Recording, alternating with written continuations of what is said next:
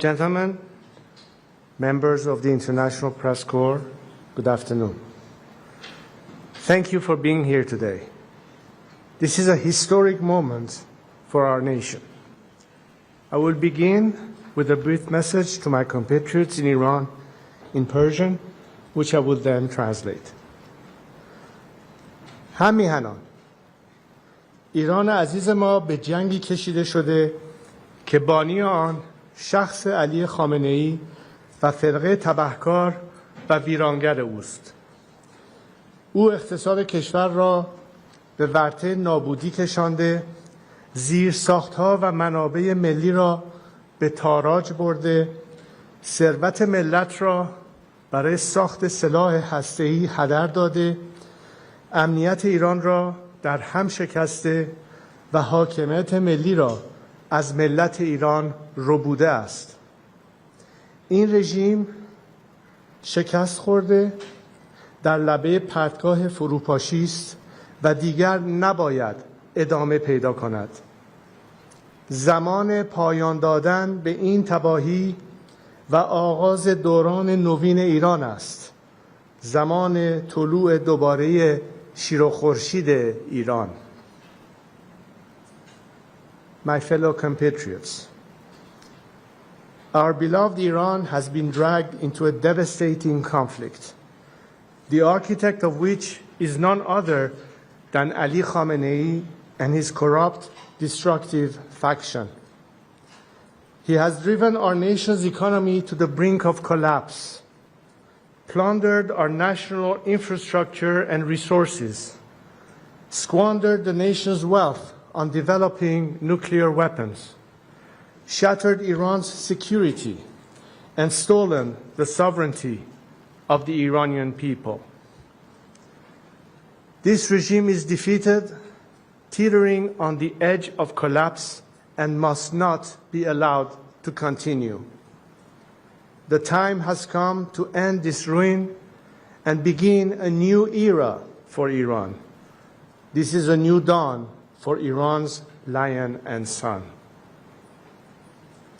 Ladies and gentlemen, over the past few days, I have spoken with people across Iran from every walk of life.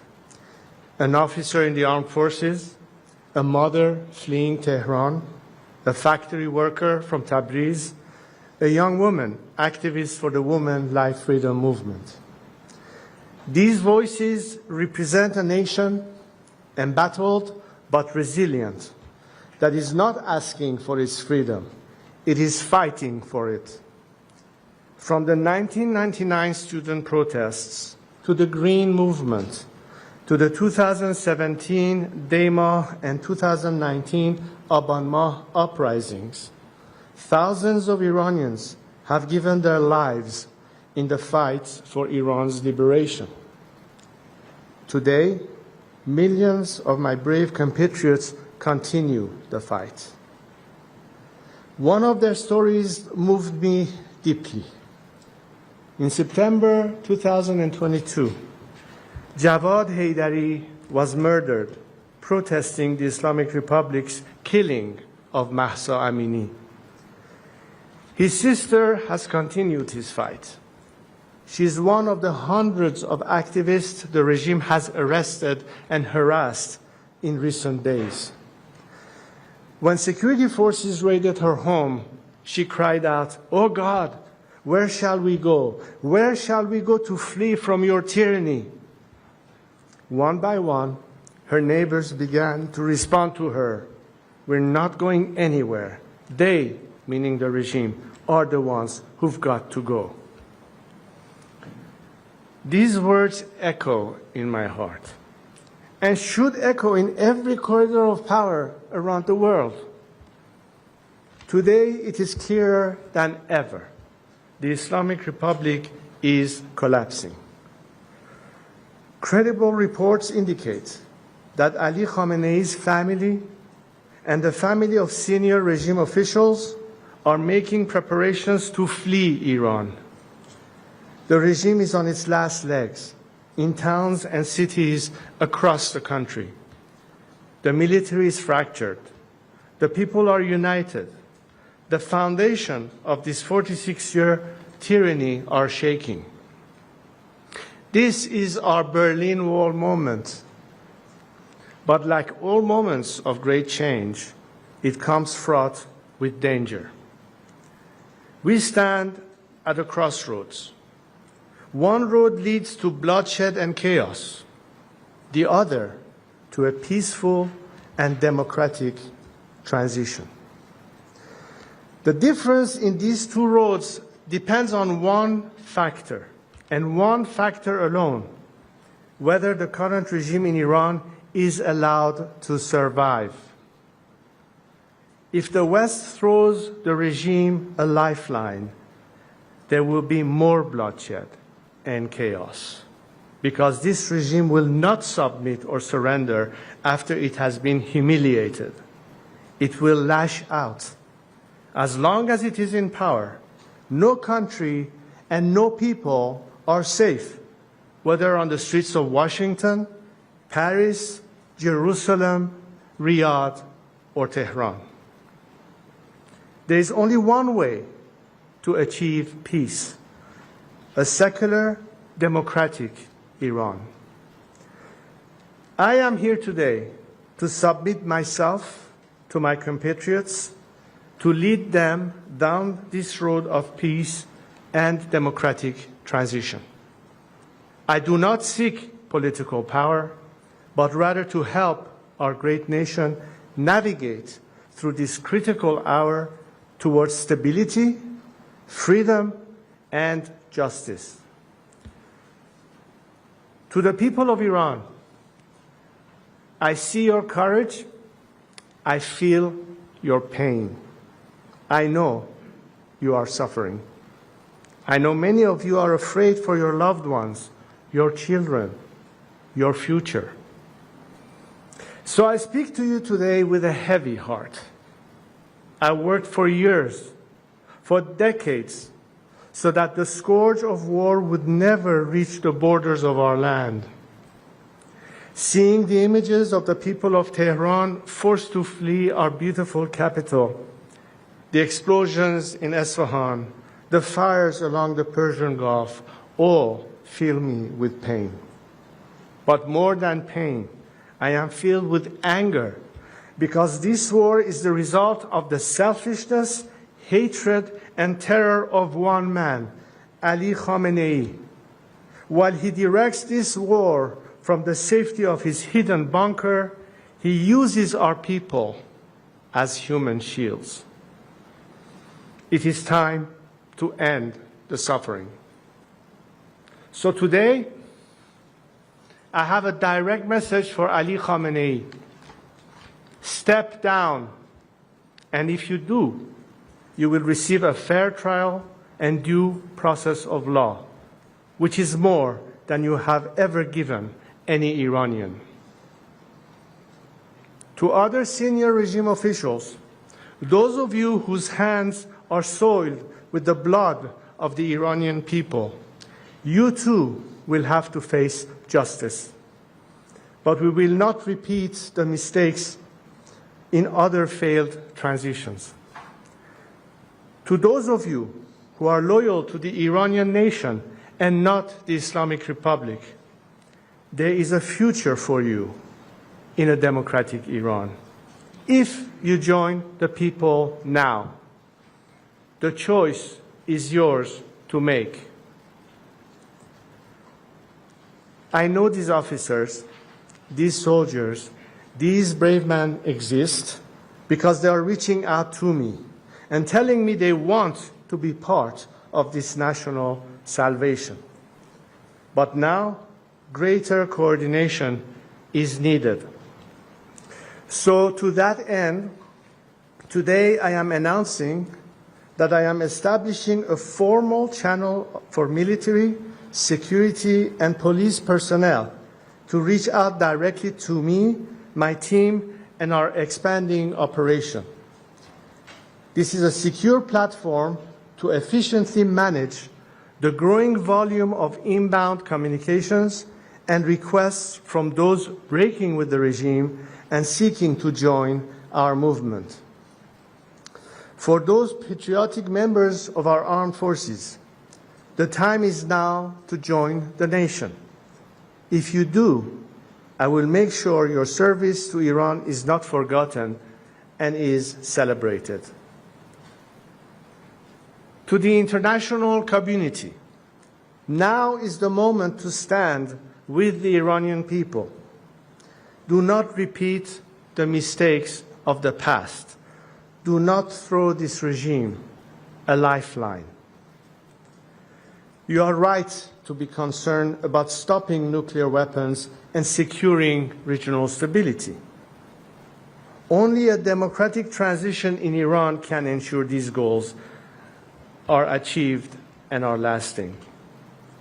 Take, for example, the destruction of Natanz, Esfahan, and Fordo enrichment facilities.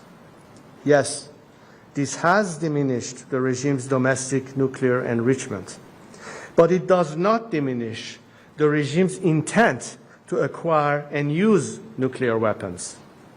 The regime, enraged and emboldened, will be seeking revenge and can acquire nuclear weapons from other rogue regimes like North Korea. The destruction of the regime's nuclear facilities alone will not deliver peace, but the path I offer can. So work with us to ensure a peaceful transition. Now is not the time for hesitation. Now is the time for principled action from each of us. 46 years ago, when my late father and our family were forced to leave Iran, I took an oath to God and to my country. I would not turn my back on Iran or the Iranian people. Every day since, I have dedicated my life to my compatriots. And today, I am here to reiterate it and to put myself at their service. I am stepping forward to lead this national transition, not out of personal interest, but as a servant of the Iranian people. I have a clear plan for transition and national renewal. Our transition and future democracy will be based on these three core principles: Iran's territorial integrity, individual liberties and equality of all citizens, separation of religion and state. The final form of this future democracy we seek will be for the Iranian people to decide in a national referendum. What I offer is not just a vision for the future of our country, but the plan to execute a peaceful, orderly transition. To achieve that, today I am announcing the following initial steps. First, I will convene a National Unity Summit. This gathering will include activists, dissidents, and groups from across the ideological spectrum who agree to these three principles. It will not be limited just to political groups, but business leaders, professionals, experts, and other groups with influence across Iranian society. This summit's objective will be to agree on a roadmap for democratic transition and reconstruction. Second, in parallel to the democratic process, I am developing an economic plan to rebuild Iran. We have already launched the Iran Prosperity Project, a comprehensive plan for the economic reconstruction and social stabilization of our country in 3 phases. The emergency phase of the first 4 to 6 months, the establishment phase of 18 to 24 months, and the normalization phase, which is long-term. In the coming days, my team of experts will publish the plans for the first 100 days after the collapse of the Islamic Republic based on this work. We are bringing together some of the world's greatest investors, builders, entrepreneurs, and experts who care about Iran and see its immense potential. They stand ready to put in the expertise, the talent, and the capital to rebuild our nation and turn it into one of the world's most attractive markets. Imagine this new Iran, a free and democratic Iran, living at peace with our neighbors, an engine of growth and opportunity in the region, a beacon of culture, innovation, and pride in the world. It is within our reach. We are proud, ancient, resilient people. The task before us Iranians today is no less than the ones faced by the great leaders, the great unifiers, the great builders of our history, like Cyrus the Great. As we embark on the final steps of this path to national revival, to liberation, to peace, we continue to be inspired by him. To my compatriots, this is our moment. I am with you. Let us build this new Iran together. Thank you. Thank you.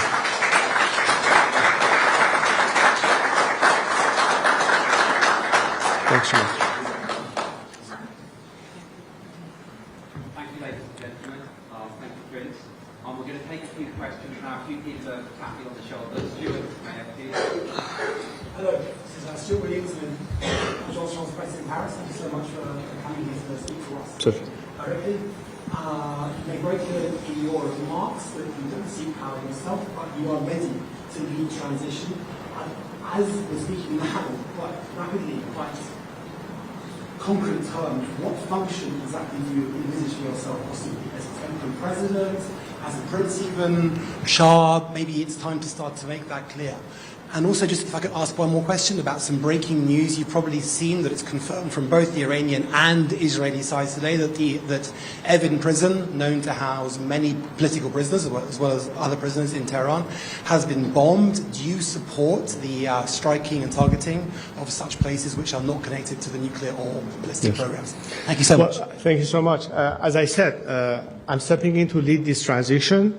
I don't believe I need a title to play that role. The important thing is to be someone who can galvanize the nation, unite as much as possible the majority of democratically minded secular forces within the opposition and the political spectrum, as I mentioned.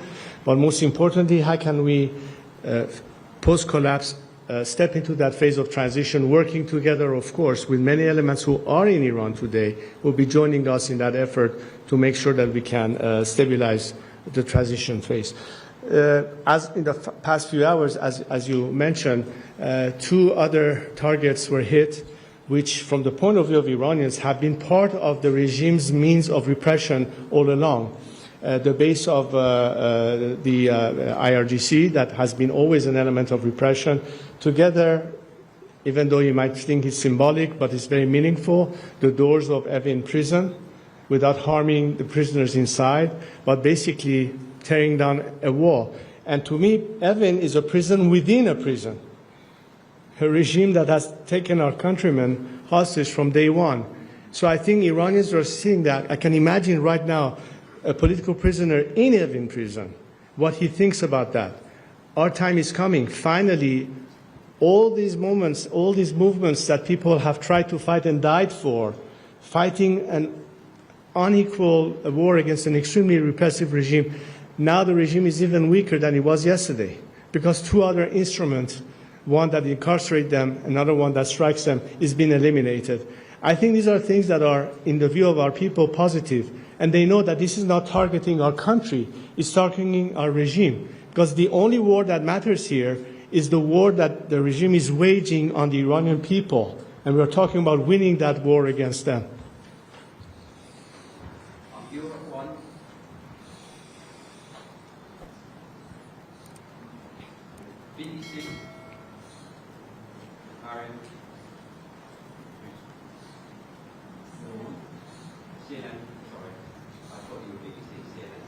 Hi, Melissa Bell, CNN. I'd like to ask you, you've said that the regime is collapsing. What do you think the role of the American strikes will be? Is there not a danger that they could unite the people behind a regime, however unpopular it is, And there's a lot of reporting to suggest that people are more clearly opposed at this stage to the war than they are to the regime.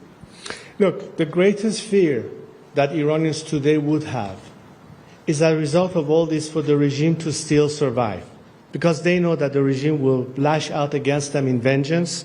As a matter of fact, only in the last few days, the regime has already executed half a dozen people already on the guise of being spies or even being my supporters. The regime is ultimately what people fear the most. They want to make sure that at the tail end of all this regime actually collapses, which is what I mean by saying don't throw it another lifetime. This regime is on its way down. People know it. And the biggest fear is, what if this regime was to survive? That's why I keep saying this regime must go. The only solution for Iran's liberation and for peace is for this regime to be no longer there. This is an opportunity in front of us. So we are doing what we can as Iranians fighting this brutal regime. It is time for the international community to finally decide whether this time they're going to be with the people and help them overthrow this regime. Independent version.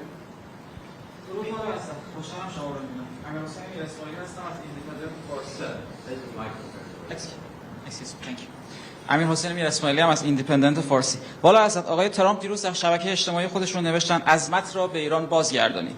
خب همه ما میدونیم که این بازگشت به عظمت طبیعتاً منظورشون اشاره به دوران حکومت پادشاه فقید ایران پدر حضرت عالی داره. آیا این نوشته آقای ترامپ از دیدگاه شما به معنای حمایت از بازگشت شما به ایران در صورت تغییر رژیم و اینکه آیا شما و مشاورینتون با آقای ترامپ و دولت ایشون در ارتباط هستید؟ و سوال بعدیم هم اینه که برخی از هموطنان ما در ایران نگرانن که نکنه این جنگ و درگیری ها تموم بشه و همچنان جمهوری اسلامی بمونه. نظر شما درباره این مسئله چیه؟ مرسی. بخش دوم سوالتون رو اول پاسخ میدم که همین پاسخی بود که دادم که تنها نگرانی که باقی مونده برای همیهنانمون این نیست که آیا رژیم تضعیف شده و در حال از بین رفتنه. این که کاملا مشهوده. اما آیا ادامه این جریان باعث همچنان برپا موندن این رژیم خواهد بود یا نه؟ به همین دلیل هستش که به جامعه بین‌المللی میگوییم این رژیمی که در حال فروپاشی است رو بار دیگر یک طناب نجات براش نفرستید. نگذارید که ادامه نظام، ادامه این درگیری، ادامه این جنگ، ادامه تخریب کشورمون باشه. این یک فرصت طلایی است که اکنون دنیا داره و از هر زمان دیگری این فرصت برای همیهنانمون پیش اومده که تا به حال بر علیه رژیم بسیار سرکوبگر بایستی مقابله می‌کردن، ولی الان ابزار سرکوب رژیم تقریبا دیگه از بین رفته و این بهترین فرصته. و اما هر موضع‌گیری که یه رهبر سیاسی کشور دیگری در مقابل ایران میگیره بر اساس این هستش که ما همیشه گفتیم که تعیین سرنوشت و تکلیف آینده به دست مردم ایران خواهد بود. ما توقع نداریم از اینکه یک دولت خارجی بیاد و تعیین تکلیف بکنه برای ما. ما تنها چیزی که از اونها انتظار داریم این هستش که بدونن که جنگ اصلی ما با رژیمی است که مشکل رو نه تنها در مقابل مردم خودش ایجاد کرده بلکه برای جهان و از بین رفتن نظام هم به سود مردم ایران هست هم به سود جهان آزاد. اما آنچه که سرنوشت ایران رو تعیین خواهد کرد خود مردم ایران خواهند بود. برای همینه که روند تغییر دموکراتیک رو بر مبنایی که نهایتاً یه رفراندوم ملی تعیین تکلیف خواهد کرد اون رو باز تقویت کنیم و اجازه بدیم که این مسیر دموکراتیک به درستی طی بشه.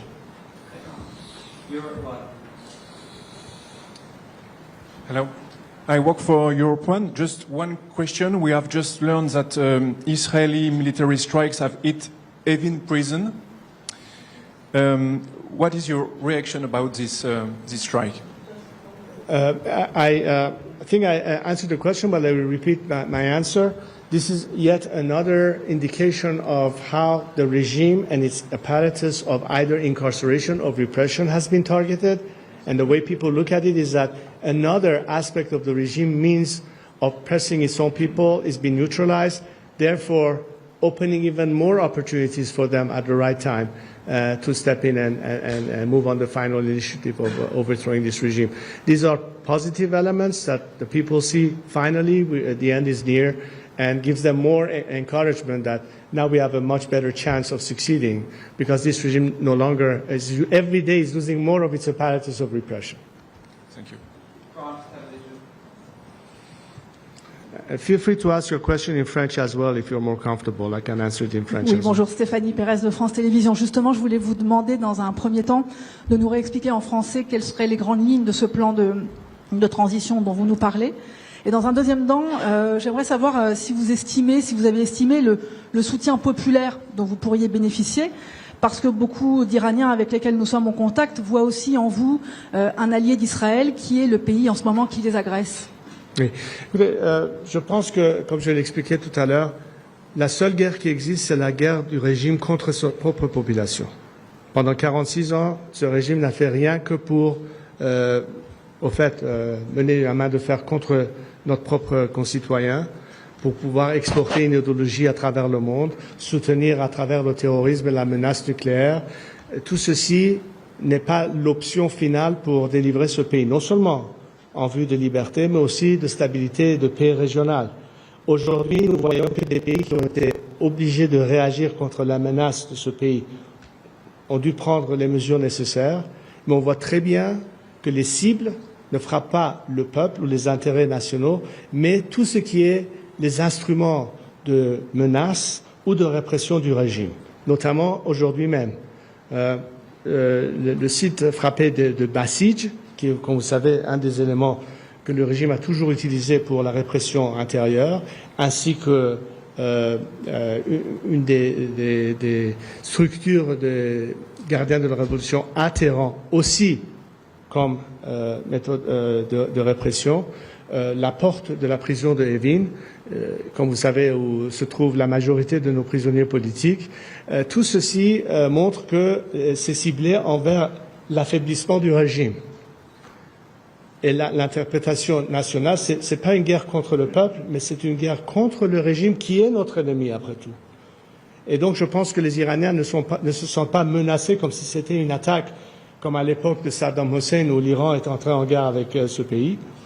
Mais le fait que c'est encore une fois un élément qui équilibre une chance pour le peuple de réagir, parce que tous ces mouvements que nous avons eus, y compris le mouvement de Femmes, Vie, Liberté après le meurtre de Mahsa Amini, l'une des craintes était mais comment pouvons-vous, au-delà d'un certain stade, vraiment se soulever contre ce régime de répression. Quand ils voient que tous ces éléments répressifs du régime et en même temps les régimes qui commencent à s'effondrer, c'est un élément qui leur donne espoir, qui leur donne courage, que finalement, après toutes ces victimes, avec tous ces sacrifices, nous allons finalement avoir une opportunité pour le soulèvement final.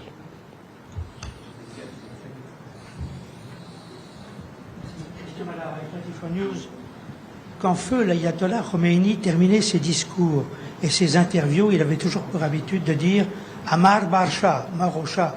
Est-ce que vous, 46 ans après, vous dites Amar Bar Khamenei? Non, les peuples disent Khamenei est mort au dictateur. Mais pourquoi? Parce qu'ils savent très bien que l'ennemi est intérieur. L'ennemi n'est pas extérieur. Quand les Iraniens appellent à la chute du dictateur, ça veut dire quoi? Ça veut dire fin à ce régime. Aujourd'hui, nous sommes le plus proche possible à cet avenir, où cette dictature théocratique n'existerait pas, elle est en train de s'effondrer. Les éléments aux têtes du régime préparent déjà leur fuite. Et aujourd'hui, nous voyons que des éléments militaires, police, de sécurité, commencent à nous contacter. Ils ne veulent pas couler avec le navire qui est en train de couler. Ils veulent se rejoindre au peuple. Au lieu d'être devant ou contre le peuple, ils veulent se rallier au peuple. Donc les défections déjà commencent. Et j'ai indiqué dans mon discours que nous préparons déjà le mécanisme de communication. Tout ceci, c'est en vue de préparer, comme vous dites, le terrain dans cette phase actuelle jusqu'à la chute du régime, mais surtout, qu'est-ce qui va se passer pendant cette période de transition. Alors tout ce planning est effectué, vous entendrez encore plus dans les jours à venir, mais comment nous faisons exactement cette chose? Avec la coopération et collaboration des forces intérieures et bien entendu la mobilisation des forces au-delà du pays qui travaillent ensemble sur ce sujet. Et bien entendu au niveau international, quelle sorte de coordination pourrait exister avec des gouvernements clés et concernés? Hi. Tim Ross from Politico. Speak louder, please. Tim Ross from Politico. So the United States Secretary of State and the government of Israel have both said that regime change is not a war objective. Would you like regime change to be a war objective, even if that means Israeli and potentially American troops fighting in the streets of Tehran? My position has always been throughout the years that it is not any foreign government's mission or job or policy to define it as being regime change. The question, however, is for this government to recognize that this is the ask of the Iranian people. And in support of their liberal and democratic aspirations, where do particularly Western democracies stand? Are they going to continue to appease this regime and throw it another lifeline at the expense of the Iranian people?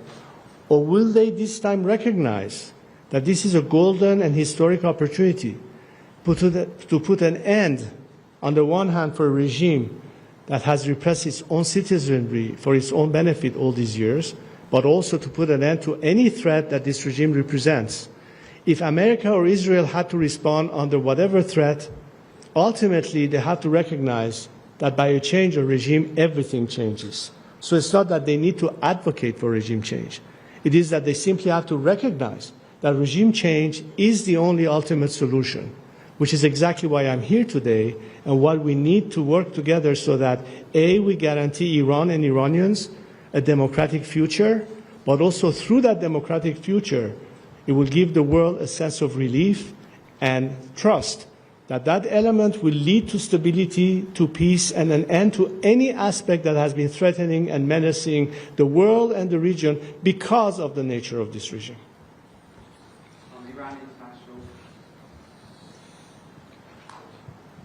شاهزاده سلام، نیلوفر ابراهیم هستم از ایران اینترنشنال. سوالم رو به فارسی میپرسم.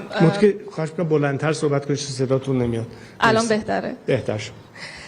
سوال اولم در مورد نگرانی‌های بعضی از مردم در داخل ایرانه. وقتی که میگید که زمان فروپاشی نزدیکه یا به خیابون‌ها بیاین و مبارزه کنید، خیلی‌ها نگرانن و معتقدن که در شرایطی که زیر بمباران هستن و حتی راهی برای خبردار شدن از این حملاتی که داره میشه برخلاف مثلا اسرائیل ندارن. آیا این درخواست از اونها برای چنین چیزی درسته یا نه؟ گروه‌هایی که در واقع گروه‌های مثل گروه‌های چپ چنین سوال‌هایی رو می‌پرسن، انتقاداتی رو دارن.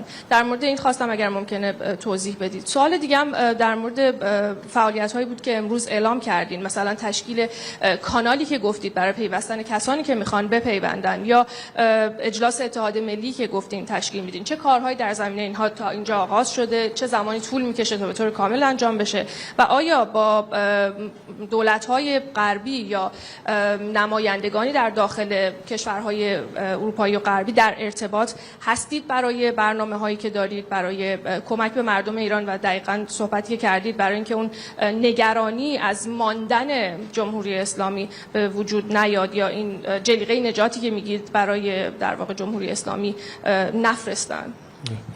اول از همه بگم که شما درجه هوشمندی و هوشیاری همیهنانمون رو دست کم نگیرید. کاملا میدونن که چه زمانی میتونن حرکتی رو انجام بدن و طبعا در شرایطی که درگیری نظامی هستش خب بهترین فرصت برای این کار نیست، ولی زمانش خواهد رسید. آنچه که مسلماً دارن تشخیص میدن این هستش که تمام عوامل سرکوب نظام رو دارن کم کم در مقابل خودشون دیگر نمیبینن و این باز دوباره کمک میکنه به اینکه این فرصت فراهم بشه برای اون جنبش نهاییشون. در ارتباط با اون چیزی که اشاره کردید خب طبعا در روزهای آینده با جزئیات بیشتر نحوه عمل و برنامه‌هایی که در نظر داریم بیشتر مطرح خواهد بود برای رسانه‌ها و برای افکار عمومی و به طور کلی این برنامه‌ریزی رو داریم ادامه میدیم در جهت اون چیزی که امروز در سخنرانیم بهش اشاره کردن و نهایتاً در ارتباط با جامعه بین‌المللی من فکر کنم که در همین چند هفته اخیر کلاً دیدگاه و برخورد خیلی از دولت‌ها و یا سرانی که تا به حال اصلاً اصل این که شاید این رژیم تغییر پیدا کنه رو رادارشون نبود، اکنون می‌بینن که اتفاقاً این مسئله داره خیلی جدی‌تر از قبل مطرح میشه و دیگر مسئله فقط این نیست که خب این نظام هست بهتره باش تعامل بکنیم یا مماشات بکنیم، بلکه این نظام در حال فروپاشی است و اجباراً بایستی فکر بکنن که پس از این نظام چه اتفاقی خواهد افتاد. و هم از روی کنجکاوی و هم از روی نگرانی وارد صحبت خیلی مستقیم‌تر از قبل با خود من یا تیم من و دیگران شده‌اند و به نظر من این بیشتر برای همیهنانمون در داخل میگم که بالاخره نه تنها صداشون رو بیشتر امروز داریم میرسونیم که به چه شکلی جهانیان میتونن در حمایت از مردم ایران و خواستشون کمکی باشن، ولی اون توجهی که تا به حال خیلی کمتر بوده امروز روز به روز داره مشهودتر میشه، به خصوص در این روزهای اخیر.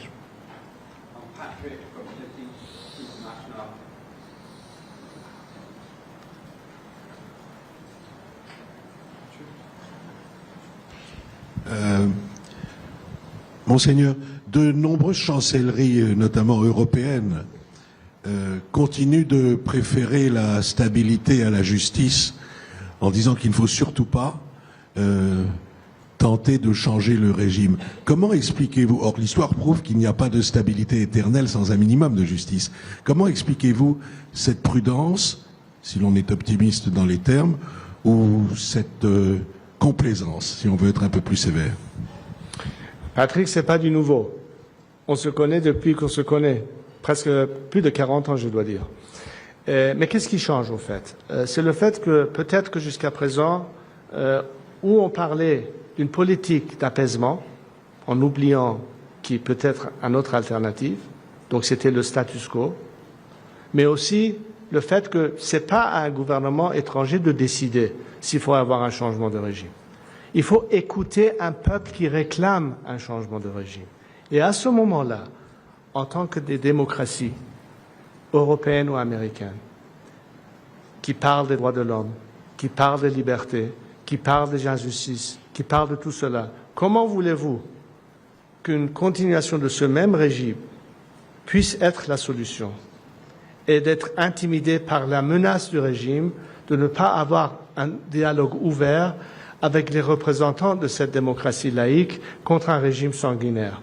Le déclic commence à se faire, finalement. Surtout parce que, d'abord, ils voient que beaucoup de mes compatriotes, la grande majorité de mes compatriotes ne veulent plus de ce régime. Ils voient aujourd'hui que des éléments soi-disant réformateurs de hier n'y croient plus et sont en train de se joindre à nous dans ce mouvement de libéralisation. Mais aussi le fait que, vu que les Iraniens sont prêts à ce changement, c'est un simple choix à faire.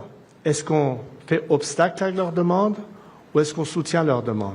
Ce n'est pas une politique à mener par un gouvernement étranger de réclamer un changement de régime, mais c'est d'acquiescer la demande d'un peuple qui veut être libéré et qui veut savoir si le monde libre est avec eux ou contre eux. C'est un simple choix à faire.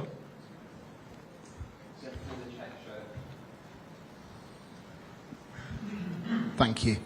Rob Hastings from the iPaper in the UK. Our Prime Minister, Keir Starmer, has called for de-escalation and has suggested that the UK would prefer to see a negotiated end to this current crisis. He hasn't spoken about regime change. President Macron has also distanced himself from the US strikes. Are you seeking to speak with European leaders like Keir Starmer, like President Macron? What would you say to them in the hope of convincing them to your belief that regime change is needed? And, I mean, they're not going to change overnight. Where do you see that process going of engaging European scepticism towards regime change? First of all, I've been giving all these messages to world leaders everywhere for years now. And it's not that they don't know what I have to say or what my message is. What has changed, however, are the circumstances. And because the circumstances are now changing, in the sense that they visibly see the level of fragmentation of the regime and its mere collapse, which is very near, the fact that the regime is completely dismantled in its apparatus of repression that until now helped it sustain itself, and eliminating the greatest danger to a nation that, unarmed, are trying to, through civil disobedience and non-violence way, achieve their freedom. The playing field has now been equalized. My message remained the same as it was 20 years ago. But unfortunately, the truth is that because the pursuit of appeasement and the fear of a regime that takes hostages and intimidates Western governments to have an open dialogue with the force of democracy, they have always shied away and been fearful of talking to someone like me. I think this is changing now. I think we have much more receptive ears.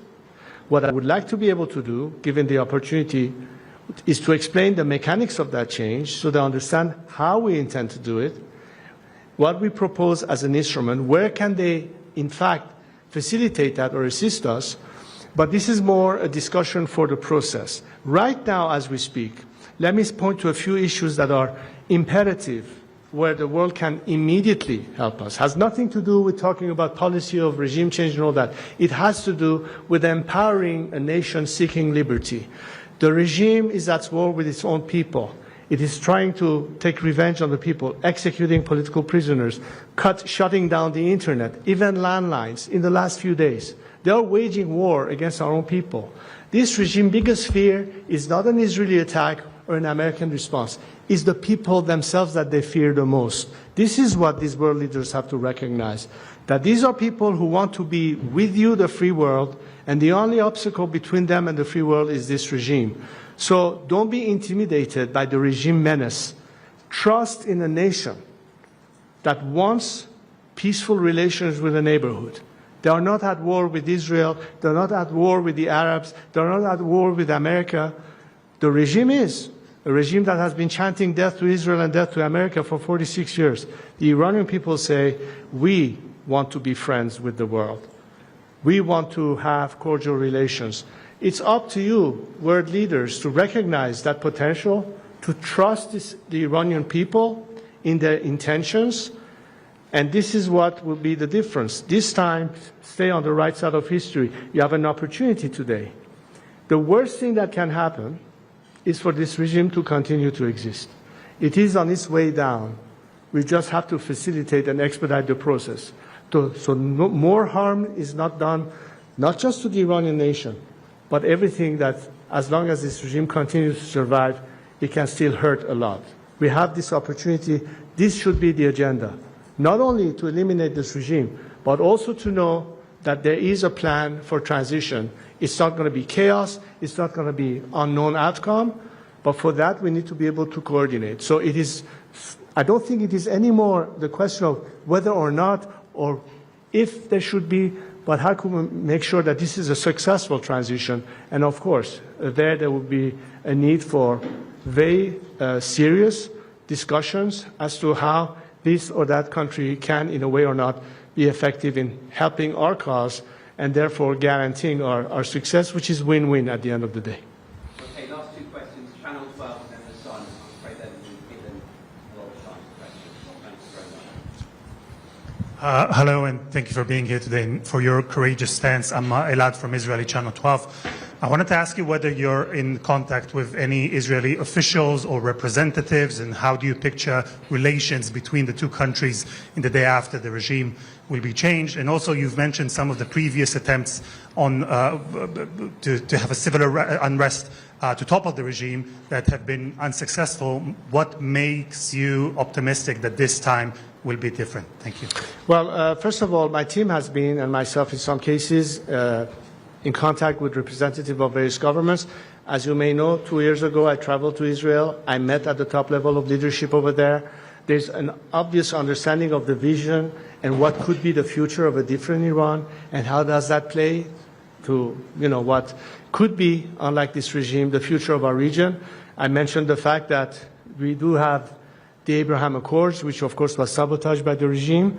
I think we should elevate that to the Cyrus Accords, which includes Iran as a key player into that, and making sure that ultimately we finally have a neighborhood that is stable and at peace with one another.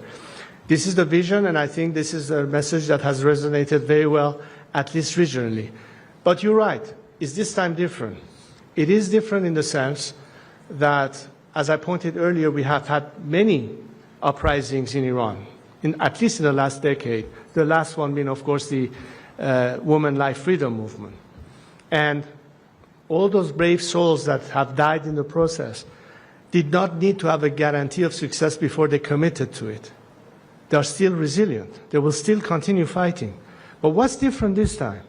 This time they see that the regime's instrument of repression and terror is being decimated, it's been neutralized, and they understand that this is not a war against them, it's against the regime itself. That in fact it is helping the Iranian people by neutralizing the regime's instrument that so far has been killing left and right our brave compatriots in all of these movements.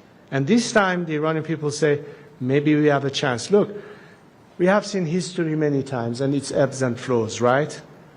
But ultimately the Berlin Wall came down. The Soviet Union did collapse. The dissidents in those countries finally got their chance. I'm sure that Nelson Mandela or Lech Walesa could not do this at some point without some level of solidarity, not just as a labor movement in Poland, mind you, solidarity in the sense of the world coming to their assistance. And the Iranian people are not asking for anyone to do the job for them. All they are saying is that it will be far less costly for us to succeed if this time you are with us, as opposed to continue a policy of appeasement and throwing this regime another lifeline. Because what would the regime would do with this lifeline? It will retaliate, it will take revenge, it's already trying to do that. So for the sake of the Iranian people and for the sake of the world, we have this opportunity now. We will do whatever it takes as Iranians to fight that fight. But the world needs to consider that the consequence of that change will put an immediate end to all the threats that this regime has represented, whether it is the nuclear threat or terrorism or radical ideology spreading and how it's impacting Europe. We see it in many countries, and all of that can be reversed. Not only that, but beyond security and stability, economic opportunities. How can Iranians benefit from that? How can the world benefit from that? Because you are no longer dealing with a regime that is a mafia-like corrupt system that plunders our national resources at the expense of the Iranian people to spend it on nuclear programs or supporting its proxies in the region.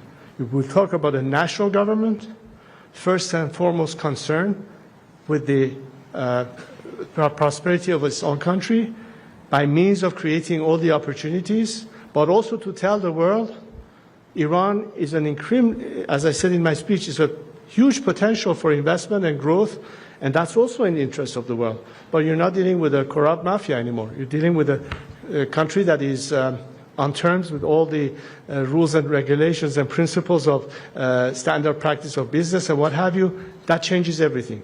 This is, I think, what the world needs to be focused now. How can we make sure that this is the ultimate outcome? So we have a job to do, and I hope that through this dialogue and working beyond what we had to do as Iranians among ourselves, how can we communicate and explain to the world, this is how you can help us now, and in the long term, what opportunities will be created to the world. That's pretty much, I think, the course of action that we will see in the next few months. And of course, there will be much more for us to explain to all of you. But this is where we are at this stage.